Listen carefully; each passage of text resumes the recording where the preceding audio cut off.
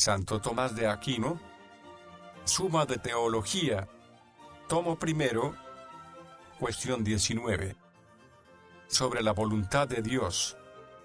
Después de haber tratado lo referente a la ciencia divina, hay que estudiar ahora lo correspondiente a la voluntad divina. En primer lugar, la misma voluntad de Dios. Después, lo que pertenece absolutamente a la voluntad divina. Por último, lo que pertenece al entendimiento en su relación con la voluntad. La cuestión sobre la voluntad de Dios en sí misma plantea y exige respuesta a 12 problemas. 1. ¿En Dios hay o no hay voluntad? 2. ¿Quiere o no quiere Dios lo distinto a Él? 3. ¿Lo que Dios quiere, lo quiere o no lo quiere por necesidad? 4. ¿La voluntad de Dios, eso no es causa de las cosas? 5. ¿Hay o no hay alguna causa que determine la voluntad de Dios? 6. ¿La voluntad de Dios, se cumple o no se cumple siempre? 7. ¿La voluntad de Dios, eso no es cambiable? 8. ¿La voluntad de Dios, impone o no impone necesidad a lo querido? 9. ¿En Dios, hay o no hay voluntad de mal? 10. ¿Tiene o no tiene Dios libre albedrío? 11. ¿Hay o no hay que distinguir en Dios la voluntad de signo? 12. ¿Son o no son correctamente atribuidos a la voluntad de Dios 5 signos? Artículo 1.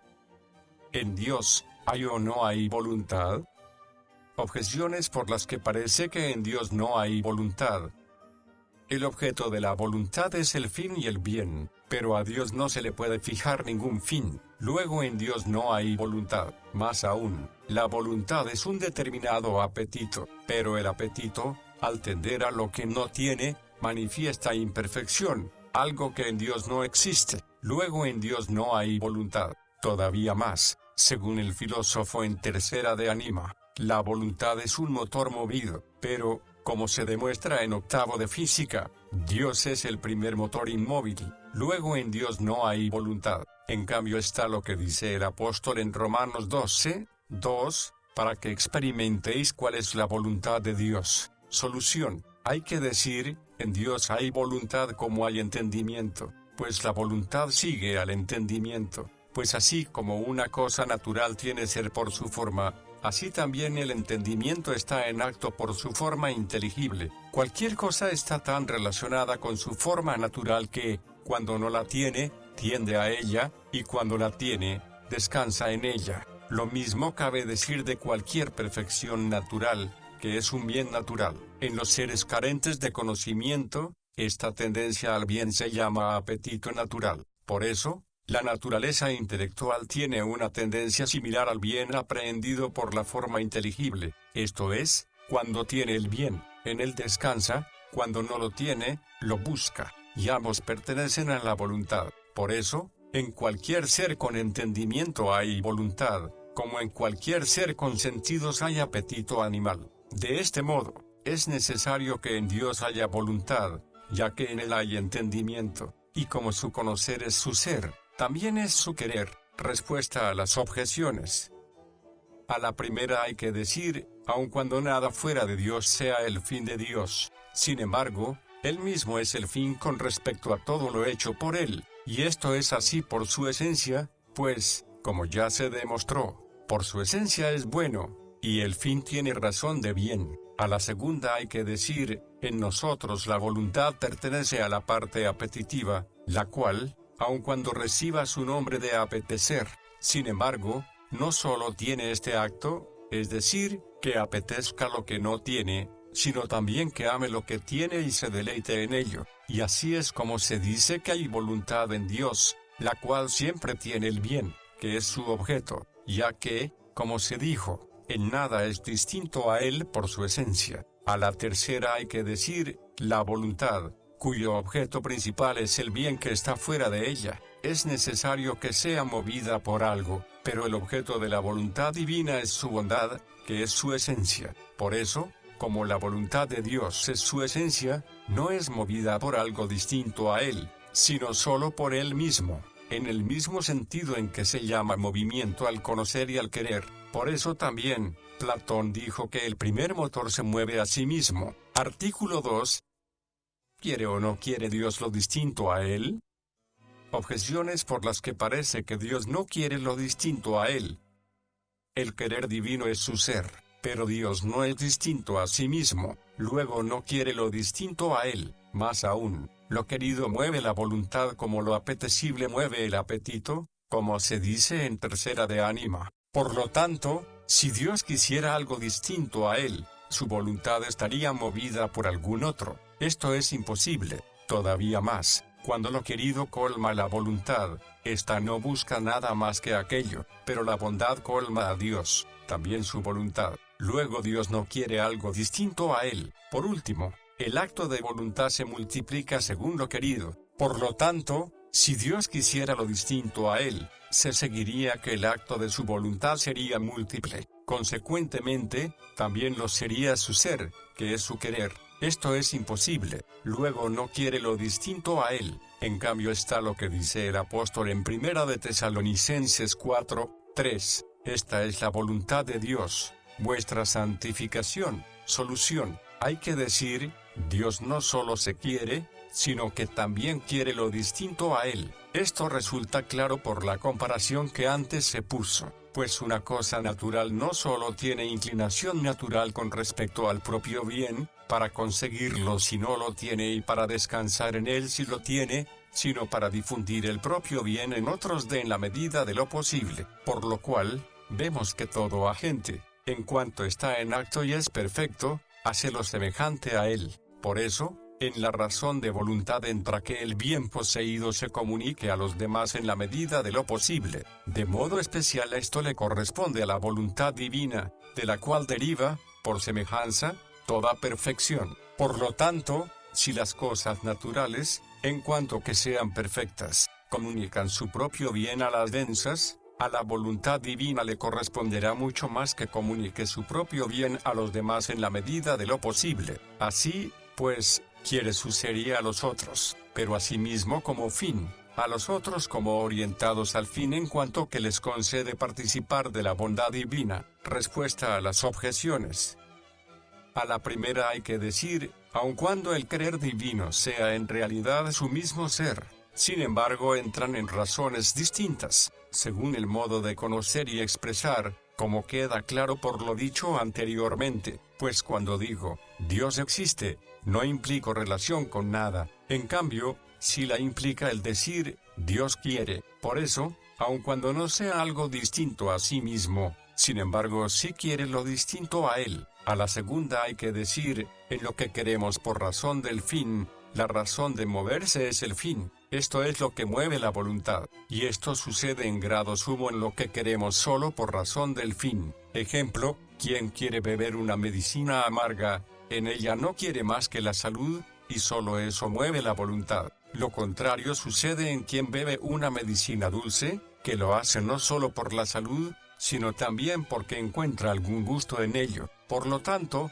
como Dios no quiere lo distinto así más que por el fin que representa su bondad, como se dijo, no puede deducirse que algún otro, a no ser su propia bondad, mueva su voluntad. De este modo, así como conociendo su propia esencia conoce lo distinto a él, así también, queriendo su propia voluntad, quiere lo distinto a él. A la tercera hay que decir, del hecho de que su bondad colme su voluntad, no se sigue que no quiera lo distinto a él, sino que no quiere nada más que por razón de su bondad, como también el entendimiento divino, aun cuando sea perfecto porque conoce su propia esencia, sin embargo, en ella conoce lo demás. A la cuarta hay que decir, así como el conocer divino no es más que uno, porque no contempla muchas cosas más que en un único conocer, así también el querer divino es uno y simple porque no quiere muchas cosas más que por una sola y única, su bondad. Artículo 3. Lo que Dios quiere, ¿lo quiere o no lo quiere por necesidad? Objeciones por las que parece que lo que Dios quiere lo quiere por necesidad.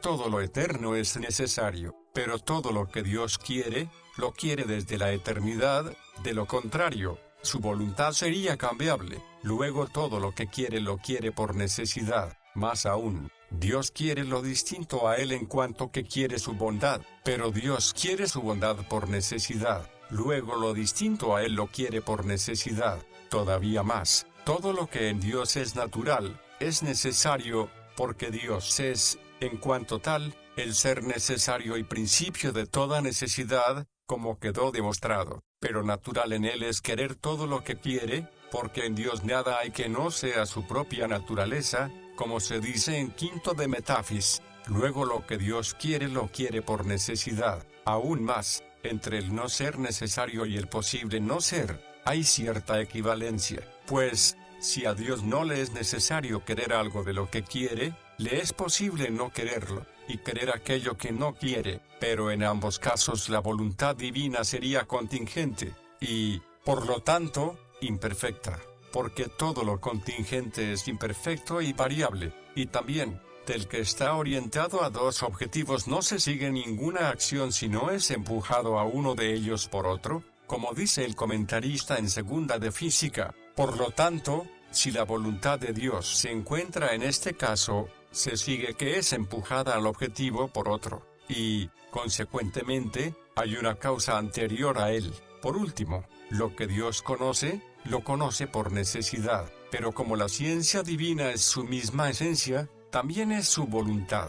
Luego lo que Dios quiere, lo quiere por necesidad. En cambio está lo que dice el apóstol en Efesios 1:11, Él todo lo hace siguiendo el consejo de su voluntad, pero lo que hacernos por deliberación de la voluntad, no lo queremos necesariamente. Luego no todo lo que Dios quiere, necesariamente lo quiere. Solución, hay que decir, necesario se dice en dos sentidos, absolutamente o según lo supuesto. Se juzga como absolutamente necesario por el contenido de los términos, bien porque el predicado está en la definición del sujeto, como, por ejemplo, es necesario en el hombre ser animal, bien porque el sujeto pertenece a la razón del predicado, como, por ejemplo, es necesario que un número sea par o impar. Por otra parte, no es necesario, por ejemplo, en Sócrates estar sentado, no es absolutamente necesario, pero sí puede decirse necesario según lo supuesto.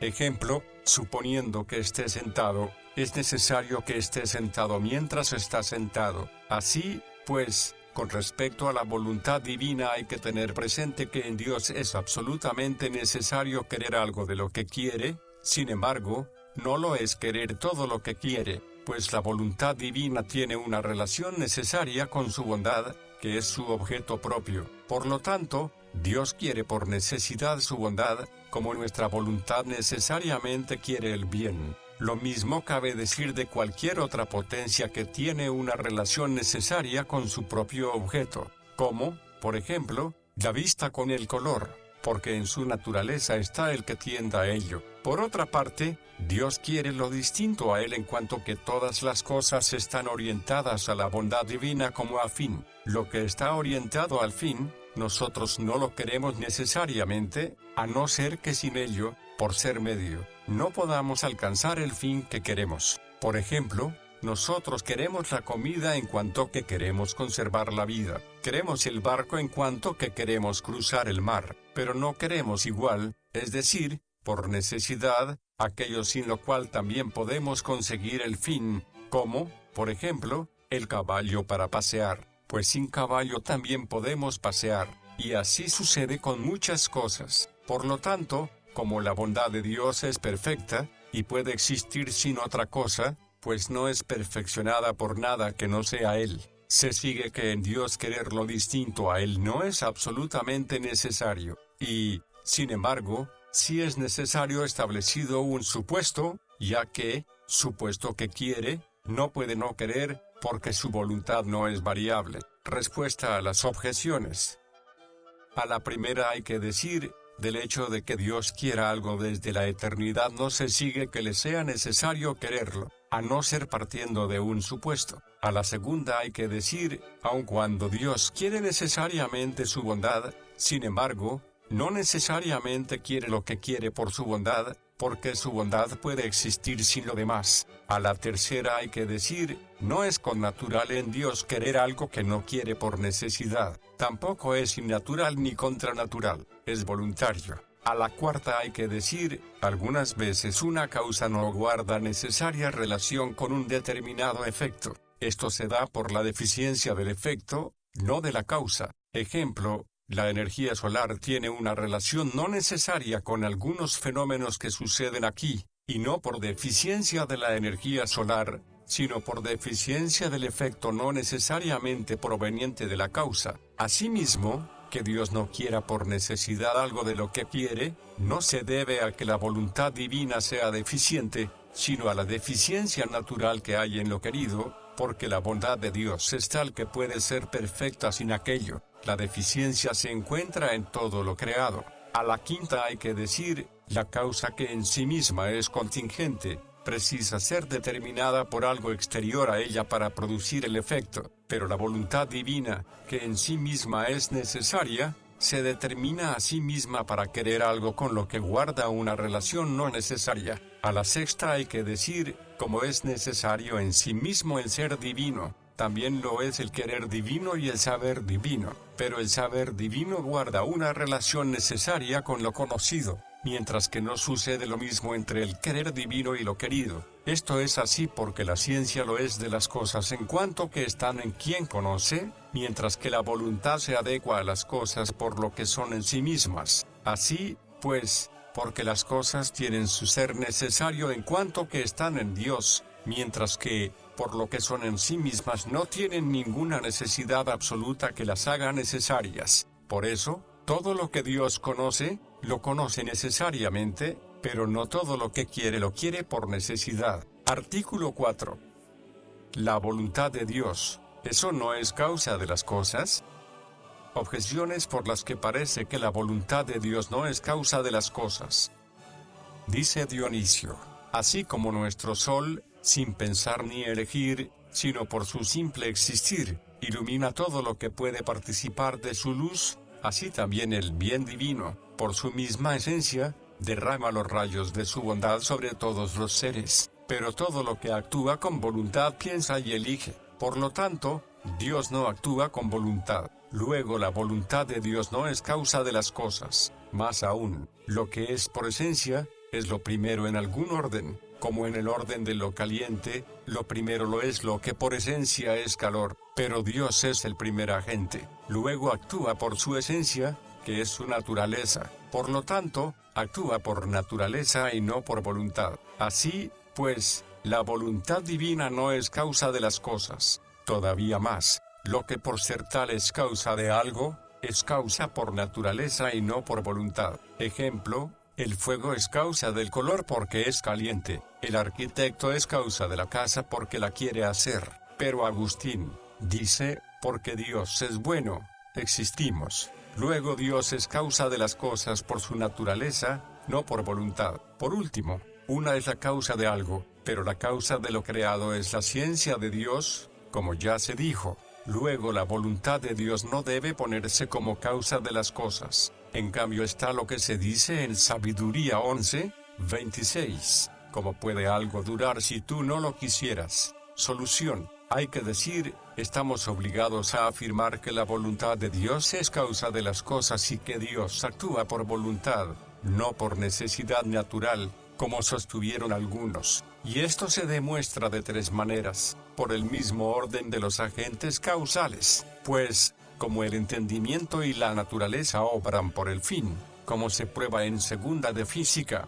Es necesario que el que obra por el fin esté predeterminado por un entendimiento superior a tal fin y que tenga los medios necesarios para alcanzarlo. Ejemplo, el arquero predetermina el blanco y la dirección de la flecha. Por lo tanto, es necesario que el que obra por el entendimiento y voluntad sea, por naturaleza, el primer agente. Por eso, como en el orden de los agentes el primero es Dios, es necesario que actúe por entendimiento y voluntad.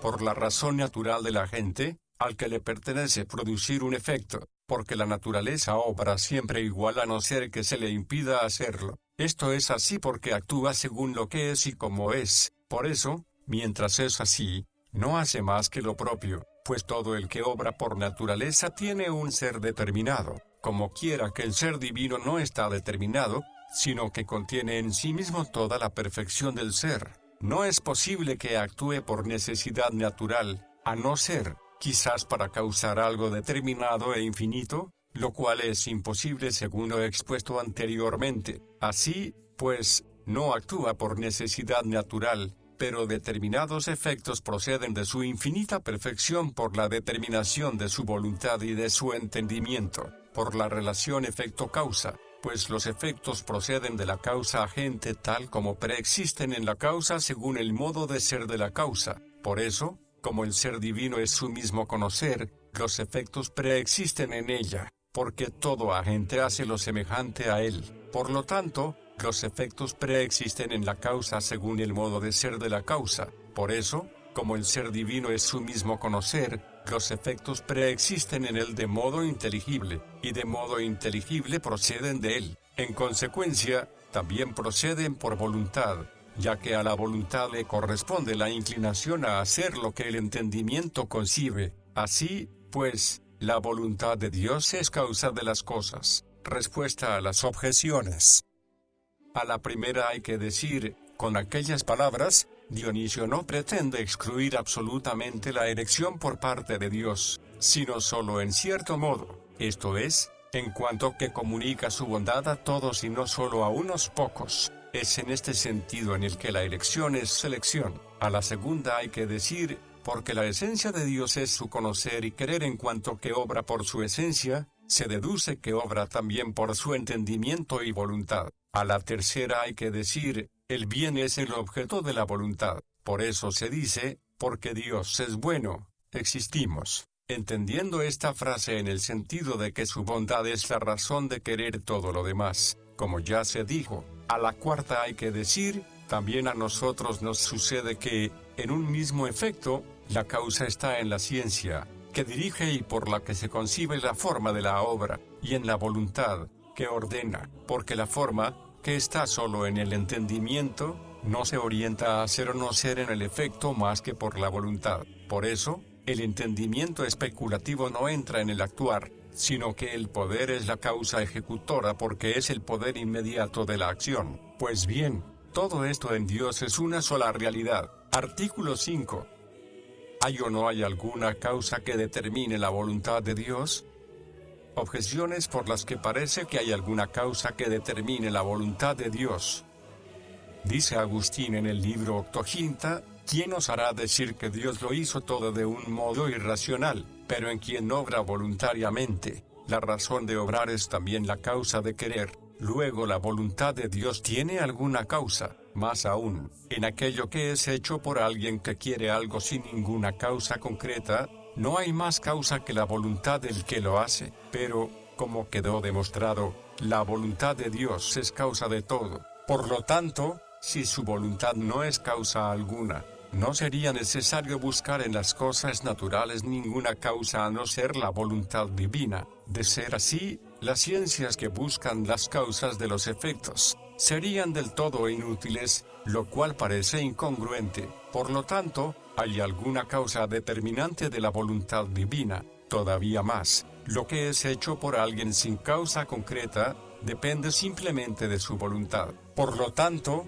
si la voluntad de Dios no tiene ninguna causa, hay que deducir que todo lo hecho depende simplemente de su voluntad, y no hay ninguna otra causa, lo cual es incongruente. En cambio está lo que dice Agustín, toda causa eficiente es superior al efecto producido. Como nada hay superior a la voluntad de Dios, no hay por qué buscar su causa. Solución, hay que decir, de ninguna manera la voluntad de Dios tiene alguna causa. Para demostrarlo, hay que tener presente que, como la voluntad sigue al entendimiento, sucede que del mismo modo causa el querer en quien quiere y el conocer en quien conoce. En el entendimiento ocurre que, si por una parte conoce el principio y por otra la conclusión, el conocimiento del principio causa el conocimiento de la conclusión, pero si el entendimiento es el mismo principio y viera la conclusión, aprehendiendo principio y conclusión en un único acto, el conocimiento de la conclusión no estaría causado por el conocimiento del principio,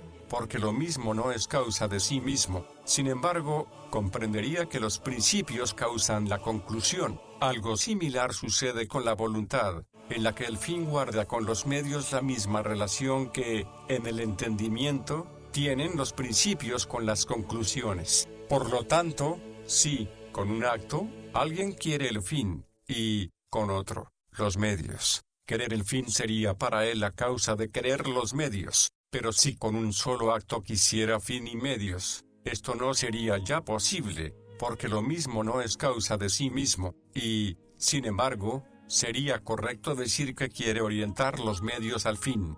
Dios, como con un solo acto todo lo conoce en su esencia, también con un solo acto todo lo quiere en su bondad. Por lo tanto, como en Dios conocer la causa no causa conocer el efecto, sino que Él mismo conoce el efecto en la causa, así también, querer el fin no causa querer los medios, empero quiere orientar los medios al fin. Por aquello quiere esto, y no por esto quiere aquello. Respuesta a las objeciones. A la primera hay que decir, la voluntad de Dios es razonable, no porque en Dios algo sea causa del querer, sino en cuanto que quiere que algo exista por otro. A la segunda hay que decir, Dios, por el orden en el mundo, quiere que los efectos dependan de causas concretas, y no resulta del todo inútil que, junto a la voluntad de Dios, se busquen otras causas. Si lo sería si se buscasen tales causas como causas primeras y no en cuanto dependientes de la voluntad divina. Por eso dice Agustín, la vanidad de los filósofos se complacía atribuyendo los efectos contingentes a otras causas, sin lograr ver la causa superior a todas, esto es, la voluntad de Dios. A la tercera hay que decir, como Dios quiere que los efectos tengan sus causas, todo efecto que presuponga otro no depende de la exclusiva voluntad de Dios, sino de algo más, pero el primer efecto no depende más que de la exclusiva voluntad de Dios, como si dijéramos que Dios quiso que el hombre tuviera manos para que, haciendo una serie de cosas, sirvieran al entendimiento, y quiso que tuviera entendimiento para que fuera hombre, y quiso que fuera hombre para que le sintiera, o como complemento del universo. Y esto no es reducir unos fines creados a otros, pues unos dependen de la exclusiva voluntad de Dios, otros, de la concatenación de otras causas. Artículo 6. ¿La voluntad de Dios se cumple o no se cumple siempre? Objeciones por las que parece que la voluntad de Dios no siempre se cumple. Dice el apóstol en 1 de Timoteo 2, 4, Dios quiere salvar a todos los hombres, y que lleguen al conocimiento de la verdad, pero esto no siempre sucede así. Luego la voluntad de Dios no siempre se cumple. Más aún, así como la ciencia se relaciona con lo verdadero, la voluntad lo hace con lo bueno, pero Dios conoce todo lo verdadero. Luego también quiere todo lo bueno, pero no hace todo lo bueno, pues muchas cosas buenas que pueden hacerse, no se hacen. Luego la voluntad de Dios no siempre se cumple. Todavía más, la voluntad de Dios, causa primera, no excluye las causas intermedias, como ya se dijo, pero los efectos de la causa primera pueden ser impedidos por fallar las causas segundas. Ejemplo, el efecto de caminar puede ser impedido por la debilidad en las piernas. Por lo tanto, el efecto de la voluntad divina puede ser impedido por fallar las causas segundas. Luego la voluntad de Dios no siempre se cumple. En cambio está lo que se dice en el Salmos 113, 11, todo lo que quiso Dios, lo hizo. Solución, hay que decir, es necesario que la voluntad de Dios siempre se cumpla. Para demostrarlo, hay que tener presente que, como el efecto se adecua a la gente según su forma, la misma razón existente en las causas agentes se da en las causas formales. Por su parte, en las formas se da el hecho de que, aun cuando algo pueda fallar por alguna forma particular, sin embargo, nada puede fallar por la forma universal. Ejemplo, puede haber algo que no sea hombre o viviente, pero no puede haber algo que no sea ser. Lo mismo tiene que suceder en las causas agentes, pues algo puede llevarse a cabo al margen de alguna causa agente particular, pero no al margen de la causa universal, en la que están contenidas las causas particulares. Porque, si alguna causa particular falla por su efecto, Esto sucede por la existencia de alguna otra causa particular que lo impide, y que está sometida a la causa universal. Por eso, ningún efecto puede darse fuera del orden de la causa universal. Lo mismo ocurre con los seres corpóreos, ya que puede suceder que alguna estrella no produzca su efecto. Sin embargo, cualquier efecto que se produzca en las cosas por la causa corpórea que lo impida, es necesario que se reduzca, a través de las causas intermedias, a la fuerza universal del firmamento. Así, pues, como la voluntad de Dios es la causa universal de todas las cosas, es imposible que la voluntad de Dios no consiga su efecto. Por eso, lo que parece escaparse de la voluntad divina en un orden, entra dentro de ella en otro. Ejemplo, el pecador, en cuanto tal, pecando se aleja de la voluntad divina, y entra en el orden de la voluntad divina al ser castigado por su justicia. Respuesta a las objeciones. A la primera hay que decir, la frase del apóstol, Dios quiere salvar a todos los hombres, etc., puede ser entendida de tres maneras. Acomodando la frase con el siguiente sentido, Dios quiere salvar a todos los hombres que son salvados, y, como dice Agustín, no porque haya algún hombre al que no quiera salvar, sino porque no se salva nadie que él no quiera salvar, ordenando la frase por géneros de individuos, pero no por individuos de cada género, con el siguiente sentido, Dios quiere salvar a los hombres de todas las condiciones, machos y hembras, judíos y gentiles, pequeños y grandes, sin embargo, no a todos de todas las condiciones. Según el Damasceno, hay que entender la frase referida a la voluntad antecedente, no a la consecuente. Esta distinción no es aplicable a la voluntad de Dios, en la que no hay ni antes ni después, sino que hay que centrarla en lo querido. Para entenderlo, hay que tener presente que cada uno, en cuanto que es bueno, es querido por Dios. Puede haber algo que en la primera consideración, es decir, absolutamente, sea bueno o malo, y que, sin embargo, considerado con algo adicional, que es la segunda consideración, sea lo contrario. Ejemplo, considerado absolutamente que el hombre viva, es bueno, matarlo, es malo. En cambio, si algún hombre es un homicida o un peligro social, es bueno que muera, es malo que viva. Por eso puede decirse que un juez justo con voluntad antecedente quiere que el hombre viva, con voluntad consecuente quiere colgar al homicida. De modo parecido, Dios quiere con voluntad antecedente salvar a todo hombre, con voluntad consecuente, y por su justicia, quiere castigar a algunos. Sin embargo, no todo lo que queremos con voluntad antecedente lo queremos absolutamente, sino en cierto modo, porque la voluntad se relaciona con las cosas por lo que son en sí mismas, y en sí mismas son algo en particular. Por lo tanto, queremos algo en cuanto que lo queremos después de haber considerado todas las circunstancias particulares. Y esto es querer con voluntad consecuente. Por eso puede decirse que un juez justo quiere absolutamente colgar al homicida, pero en cierto modo quiere que viva, es decir, en cuanto que es hombre. De ahí que tal acción pueda ser llamada veleidad más que absoluta voluntad. Resulta evidente, así, que lo que Dios quiere absolutamente, lo hace, aun cuando lo que quiere con voluntad antecedente no lo haga. A la segunda hay que decir, el acto de la facultad cognoscitiva es tal en cuanto que lo conocido está en quien lo conoce. El acto de la facultad apetitiva está orientado a las cosas por lo que son en sí mismas. Todo lo que puede tener razón de ser y de verdadero, virtualmente está todo en Dios, pero no existe totalmente en las cosas creadas. Así, Dios conoce todo lo verdadero, sin embargo,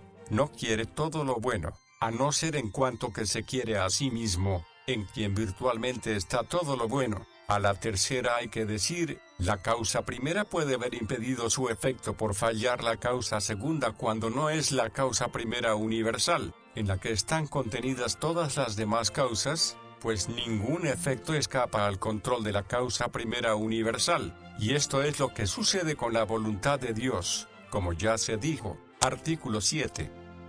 La voluntad de Dios, ¿eso no es cambiable? Objeciones por las que parece que la voluntad de Dios es cambiable. Dice el Señor en Génesis 6, 7, me arrepiento de haber hecho al hombre, pero todo aquel que se arrepiente de lo hecho, tiene una voluntad cambiable. Luego Dios tiene una voluntad cambiable. Más aún, en Jeremías 18:7 se pone en boca del Señor: hablaré contra la gente y contra el reino para arrancarlo, destruirlo, dispersarlo. Pero si el pueblo hace penitencia por su mal, también yo me arrepentiré del castigo que tenía pensado infligirle. Luego Dios tiene una voluntad cambiable. Todavía más, todo lo que Dios hace, lo hace voluntariamente, pero Dios no siempre hace lo mismo, pues unas veces manda observar lo legal, otras, lo prohíbe. Luego Dios tiene una voluntad cambiable. Por último, como se dijo anteriormente, Dios no quiere por necesidad lo que quiere. Luego puede querer y no querer lo mismo, pero todo lo que tiene capacidad para hacer lo contrario es cambiable.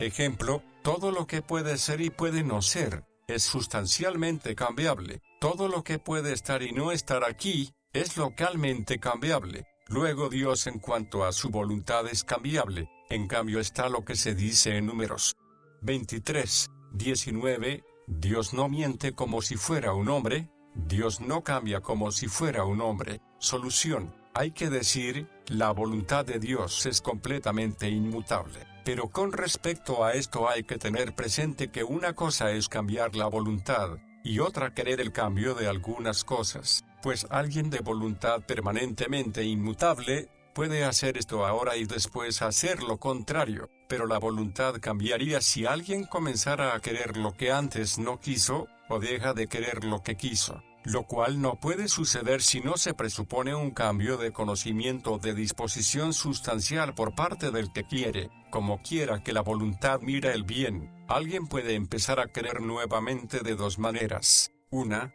que de nuevo aquello comience a ser para él un bien, lo cual no se da sin un cambio. Ejemplo, llegando el frío, empieza a ser bueno estar sentado junto al fuego, algo que antes no lo era. Otra, que de nuevo empiece a conocer lo que es un bien para él, cosa que antes ignoraba, y para eso nos aconsejamos, para saber qué es bueno para nosotros. Ya quedó demostrado anteriormente que tanto la sustancia de Dios como su ciencia son completamente inmutables, por lo tanto, también lo es su voluntad. Respuesta a las objeciones.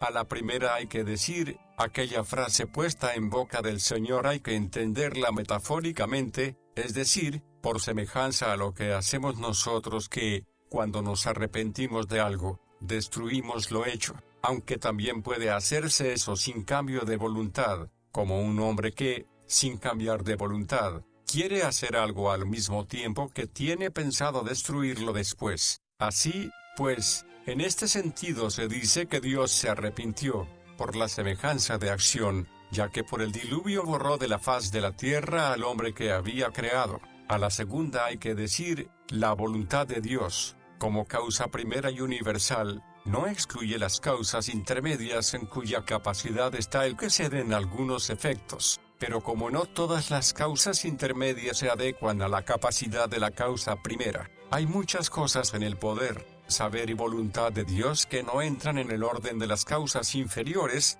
como, por ejemplo, la resurrección de Lázaro. Por eso, quien se detuviera solo ante las causas inferiores, podría decir, Lázaro no resucitará, pero quien lo hiciera ante la causa primera divina, podría decir, Lázaro resucitará. Y ambas cosas quiere Dios, es decir, que algo sea futuro según la causa inferior, y que, sin embargo, no sea futuro según la causa superior, y viceversa. Por lo tanto, hay que decir que Dios anuncia a veces como futuro algo que está dentro del orden de las causas inferiores, como, por ejemplo, dentro de la disposición de la naturaleza o dentro de los méritos, y que, sin embargo, no hace porque en la causa superior divina hay otra determinación. Ejemplo, como nos consta en Isaías 38:1, predijo de Ezequías, prepara tu casa, porque morirás, no vivirás. Y, sin embargo,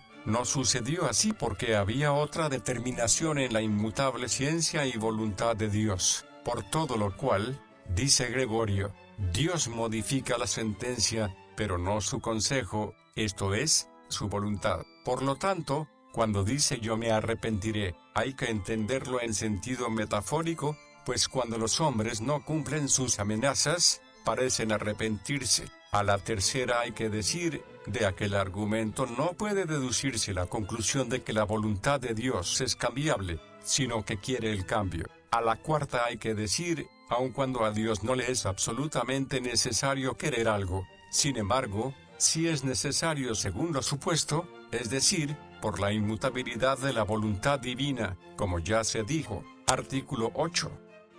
La voluntad de Dios, ¿impone o no impone necesidad a lo querido? Objeciones por las que parece que la voluntad de Dios impone necesidad a lo querido. Dice Agustín, nadie se salva sino aquel a quien Dios quiere salvar, así, hay que suplicarle que quiera, porque si él lo quisiera, le sería necesario hacerlo. Más aún, toda causa que no puede ser impedida, necesariamente produce un efecto, porque la naturaleza siempre actúa igual, a no ser que algo lo impida, según consta en segunda de Física, pero la voluntad de Dios no puede ser impedida, pues dice el apóstol en Romanos 9:9, ¿quién se resistirá a su voluntad? Luego la voluntad de Dios impone necesidad a lo querido, todavía más, lo que por anterioridad es necesario, se convierte en absolutamente necesario. Ejemplo, es necesario que el animal muera porque está compuesto de elementos contrarios, pero las cosas creadas por Dios se relacionan con la voluntad divina como a algo anterior y de lo que tienen necesidad, como la condicional si Dios quiere algo,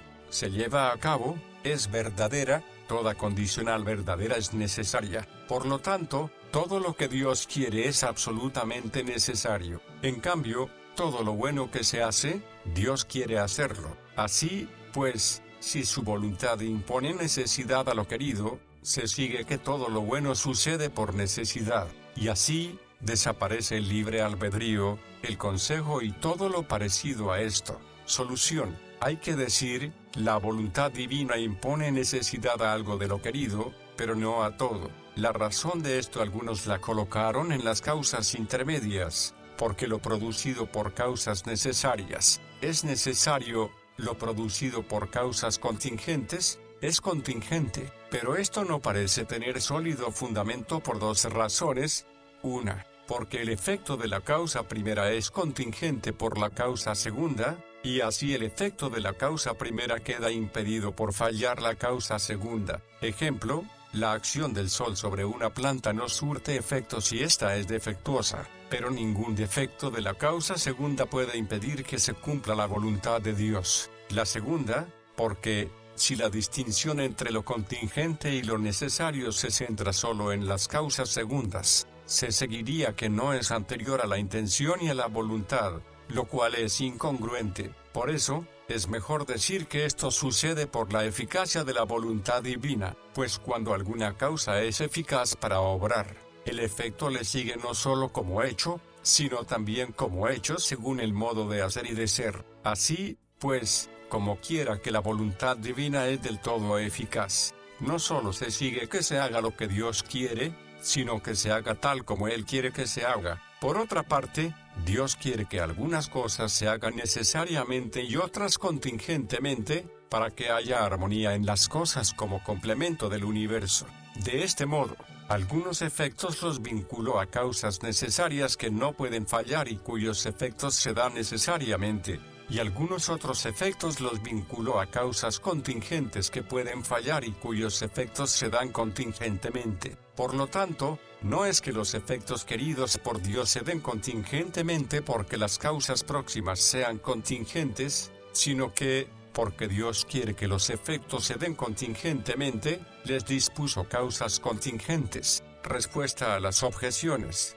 A la primera hay que decir, en aquella frase de Agustín hay que entender la necesidad condicional, no absoluta, impuesta por Dios a lo querido, ya que es necesario que la condicional si Dios quiere algo, se lleva a cabo, sea verdadera. A la segunda hay que decir, del hecho de que nada se resiste a la voluntad de Dios, se sigue que no solo se hace lo que Dios quiere, sino que se hace de modo contingente o necesario según Él quiera hacerlo. A la tercera hay que decir, lo posterior tiene necesidad de lo anterior según el modo de lo anterior. Por eso, lo hecho por la voluntad divina tiene la necesidad que Dios quiere que tenga, bien absoluta, bien solo condicional. Así, no todo es absolutamente necesario. Artículo 9. ¿En Dios, hay o no hay voluntad de mal? Objeciones por las que parece que en Dios hay voluntad de mal. Todo el bien que hace, Dios lo quiere, pero hacer el mal es un bien, pues dice Agustín, aun cuando el mal en cuanto tal no es bueno, sin embargo, es bueno que haya no solo bien, sino también mal. Luego Dios quiere el mal, más aún, dice Dionisio, el mal contribuirá a la perfección de todo, el universo. Y Agustín dice, todo contribuye a la admirable belleza del universo, pues incluso el llamado mal, correctamente dispuesto y en su sitio, realza el bien, que es más placentero y más digno de alabanza cuando es comparado con el mal. Pero Dios quiere todo lo que colabora para la perfección y belleza del universo, porque es lo que más desea Dios en lo creado. Luego Dios quiere el mal. Además, hacer y no hacer el mal son cosas contradictorias, pero Dios no quiere que no se haga el mal, porque, dado que ocurren males, no se cumpliría siempre la voluntad de Dios. Luego Dios quiere que se haga el mal. En cambio está lo que dice Agustín en el libro Octoginta, no se corrompe ningún hombre puesto en manos de un hombre sabio, y Dios es más sabio que ningún sabio. Por lo tanto, mucho menos se corromperá alguien en manos de Dios. Al decir en manos de Dios, se está diciendo su voluntad. Luego no se corrompe el hombre porque lo quiera Dios, pero nos consta que el mal es lo que corrompe. Luego Dios no quiere el mal. Solución. Hay que decir, como la razón de bien es la razón de lo apetecible, como ya se dijo, el mal se opone al bien, y es imposible que algún mal, en cuanto tal, sea apetecido ni por el apetito natural, ni por el animal, ni por el intelectual que es la voluntad, pero algún mal es apetecido accidentalmente, en cuanto que reporta algún bien, y esto se da en cualquier tipo de apetito, pues lo que busca el agente natural no es la privación o la corrupción, sino una forma a la que se le una la privación de otra o la producción de algo que conlleva la corrupción de otro. Ejemplo, cuando el león mata al ciervo, busca comida, que conlleva la muerte del animal. De la misma forma, quien fornica busca el placer, que conlleva la deformidad de la culpa. El mal que va unido a un bien, conlleva privación de otro bien. Así pues, nunca será apetecido el mal, ni siquiera por accidente, a no ser que el bien que conlleva el mal sea más apetecido que el bien del que se ve privado por el mal.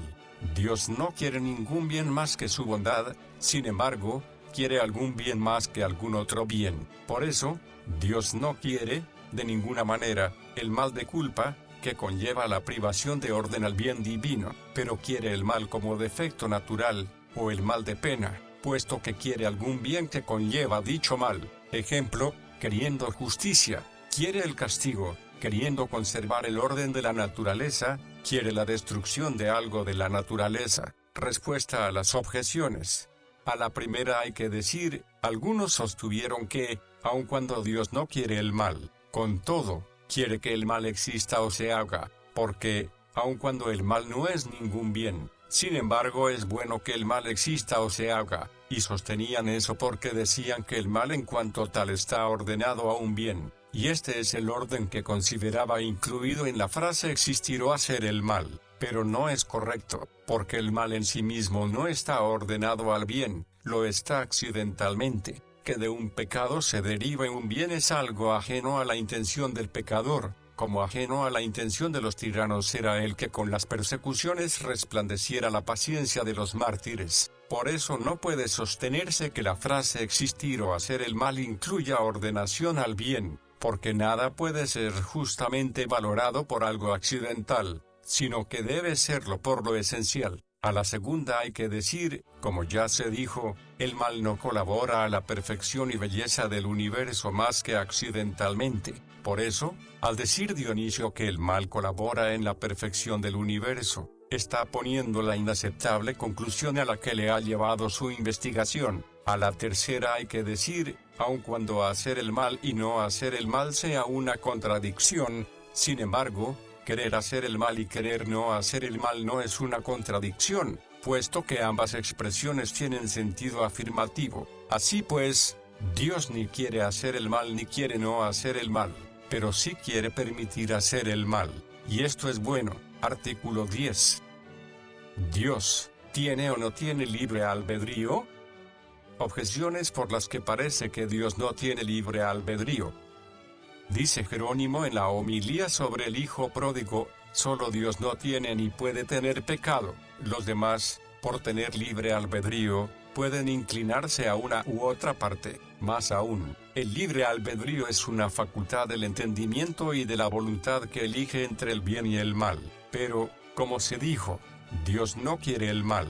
Luego en Dios no hay libre albedrío. En cambio está lo que dice Ambrosio en el libro de Fide: el Espíritu Santo reparte a cada uno como quiere, es decir, por el libre albedrío de su voluntad, y no obligado por necesidad. Solución: hay que decir, el libre albedrío lo tenemos con respecto a lo que no queremos por necesidad o por instinto natural, pues querer ser feliz no pertenece al libre albedrío, sino al instinto natural. Por eso, los animales, que, por instinto, se mueven para algo, no tienen libre albedrío. Así, pues, como Dios, según se demostró, por necesidad quiere su bondad, y no por necesidad quiere lo demás, con respecto a esto último tiene libre albedrío. Respuesta a las objeciones. A la primera hay que decir, Jerónimo parece que excluye de Dios el libre albedrío, pero no absolutamente, sino solo en cuanto que indica inclinación al pecado. A la segunda hay que decir, como quiera que el mal de culpa es llamado así porque implica alejamiento de la bondad divina, por la que Dios todo lo quiere, como se demostró, es evidente que le resulta imposible querer el mal de culpa, y, sin embargo, admite realidades opuestas, ya que no puede querer que algo sea o no sea. Como nosotros, no pecando, podemos querer estar sentados o querer no estar sentados. Artículo 11. ¿En Dios hay o no hay que distinguir la voluntad de signo? Objeciones por las que parece que en Dios no hay que distinguir la voluntad de signo. Así como la voluntad de Dios es causa de las cosas, también lo es su ciencia, pero no se le atribuye signo a la ciencia divina. Por lo tanto, tampoco debe asignársele a la voluntad divina. Más aún, todo signo que no se adecue a aquello de lo que es signo, es falso. Por lo tanto, todos los signos que se asignen a la voluntad divina y no se adecuen a ella, son falsos, y si se adecuan, son asignados superfluamente. Así, pues, no hay por qué determinar algunos signos con respecto a la voluntad divina. En cambio está el hecho que la voluntad de Dios es una, ya que es la misma esencia de Dios, pero algunas veces se la indica en plural, como en el Salmo 110, 2, grandes son las obras del Señor, conformes en todas sus voluntades. Luego es necesario que, a veces, el signo de su voluntad sea tomado por su voluntad. Solución: hay que decir, tal como dejamos claro, algunas cosas son atribuidas a Dios con propiedad, y otras con un sentido metafórico, como algunas pasiones humanas son atribuidas en sentido metafórico al ser divino por la semejanza en el efecto. Por eso, lo que en nosotros es signo de una determinada pasión, a Dios se le aplica metafóricamente con el nombre de la pasión. Ejemplo: entre nosotros, el que está airado suele castigar, de ahí que el castigo mismo sea un signo de ira. Por eso el castigo, cuando se atribuye a Dios, recibe el nombre de ira. De forma parecida, lo que en nosotros suele ser signo de la voluntad, algunas veces y en sentido metafórico se le da a Dios con el nombre de voluntad. Ejemplo: cuando alguien manda algo, es un signo de que quiere que aquello se haga. Por eso el mandato divino metafóricamente se llama voluntad de Dios, según aquello de San Mateo 6, 10. Hágase tu voluntad en el cielo y en la tierra. Pero hay diferencia entre la voluntad y la ira, porque la ira nunca se atribuye a Dios con propiedad, como si en su entendimiento se incluyera la pasión. En cambio, la voluntad sí que se atribuye a Dios en sentido propio. Por eso, en Dios hay que distinguir la voluntad en sentido propio y en sentido metafórico, pues la voluntad en sentido propio es llamada voluntad de beneplácito, mientras que la voluntad en sentido metafórico es llamada voluntad de signo, en cuanto que se llama voluntad al signo de la voluntad. Respuesta a las objeciones. A la primera hay que decir, la ciencia no es causa de lo que se hace, lo es por medio de la voluntad, pues si no lo queremos, no hacemos lo que sabemos. Así, a la ciencia no se le atribuye un signo como se le atribuye a la voluntad. A la segunda hay que decir, los signos de la voluntad son llamados voluntad divina no porque sean signos de que Dios quiere, sino porque lo que entre nosotros suele ser signo del querer, en Dios es llamado voluntad. Como el castigo no es un signo de que en Dios haya ira, sino que el castigo, porque en nosotros es un signo de ira, en Dios es llamado ira. Artículo 12. ¿Son o no son correctamente atribuidos a la voluntad de Dios 5 signos? Objeciones por las que parece que no son correctamente atribuidos a la voluntad de Dios los 5 signos: prohibición, precepto, consejo, operación y permisividad. En nosotros, a veces lo que Dios ordena o aconseja, lo obra, y lo que prohíbe, a veces lo permite. Luego no deben ser divididos como opuestos, más aún, como se dice en Sabiduría 11:25. Dios no hace nada a no ser que lo quiera hacer, pero la voluntad de signo es distinta de la voluntad de beneplácito. Luego la operación no debe entrar dentro de la voluntad de signo. Todavía más, la operación y la permisividad alcanzan a todas las criaturas porque Dios obra en todas, y en todas permite que se haga algo, pero el precepto, el consejo y la prohibición alcanzan solo a la criatura racional. Por lo tanto, no deben ser incluidas en la misma división porque no entran en el mismo género. Por último, el mal se da de más formas que el bien, porque tal como nos consta por el filósofo en Segunda de Ética, y por Dionisio, el bien sucede de una sola forma, pero el mal, de muchas. Así, pues, no es correcto que al mal se le asigne un solo signo, la prohibición, y que al bien se le asignen 2, el consejo y el precepto. Solución: hay que decir, son llamados signos de la voluntad por cuanto que con ellos acostumbramos a manifestar querer algo. Por otra parte, alguien puede manifestar querer algo, bien por sí mismo, bien por otro. Por sí mismo cuando hace algo directa, indirecta o accidentalmente. Directamente, cuando obra por sí mismo, y entonces la operación es signo. Indirectamente, cuando no se impide la operación, pues alejar obstáculos es mover accidentalmente, como se dice en octavo de física, y entonces la permisividad es signo, y alguien manifiesta querer algo por otro cuando ordena a otro a hacer algo, bien induciéndole necesariamente, cuando ordena lo que quiere o prohíbe lo contrario, bien induciéndole persuasivamente, y esto pertenece al consejo. Así, pues, porque de estas distintas maneras manifiesta alguien querer algo, de estas 5 maneras, en cuanto que son signos de la voluntad, se denomina la voluntad divina. Que el precepto, el consejo y la prohibición sean llamados voluntad de Dios, queda claro por lo que se dice en San Mateo 6:10, hágase tu voluntad en el cielo y en la tierra. Que la permisividad y la operación sean llamados voluntad de Dios, queda claro por lo que dice Agustín, nada se hace, a no ser que el Omnipotente quiera hacerlo, bien haciéndolo Él, bien permitiendo que se haga. Puede decirse que la permisividad y la operación van referidas al presente, la permisividad, al mal, la operación, al bien, y también van referidas al futuro, la prohibición, al mal, el precepto, al bien necesario, el consejo, a la sobreabundancia de bien. Respuesta a las objeciones. A la primera hay que decir, nada impide que, con respecto a una misma realidad, alguien manifieste de diversas maneras querer algo, como se encuentran muchos nombres con idéntico significado. Por eso, nada impide que lo mismo esté contenido en el precepto, el consejo y la operación, y también en la prohibición o en la permisividad. A la segunda hay que decir, así como Dios puede dar a entender metafóricamente que quiere algo que no acepta propiamente, así también puede dar a entender metafóricamente que quiere lo que propiamente quiere. Por eso, Nada impide que en un mismo ser se dé la voluntad de beneplácito y la voluntad de signo, pero con la voluntad de beneplácito, la operación es siempre la misma, no así el precepto o el consejo, porque mientras estos se refieren al futuro, aquella se refiere al presente, porque mientras aquella es en sí misma efecto de la voluntad, estos son efectos por otro,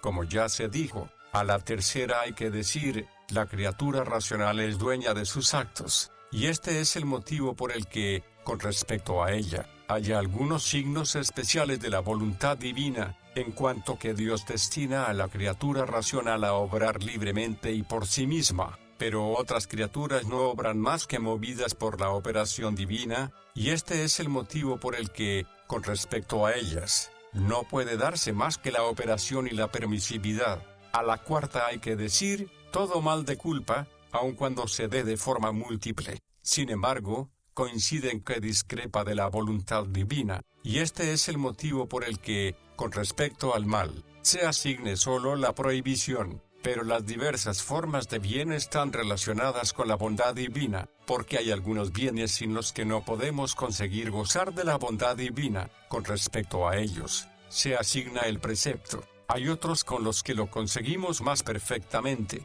Con respecto a ellos se asigna el consejo. También hay que decir, el consejo no solo está destinado a alcanzar los bienes mejores, sino también a evitar los males menores.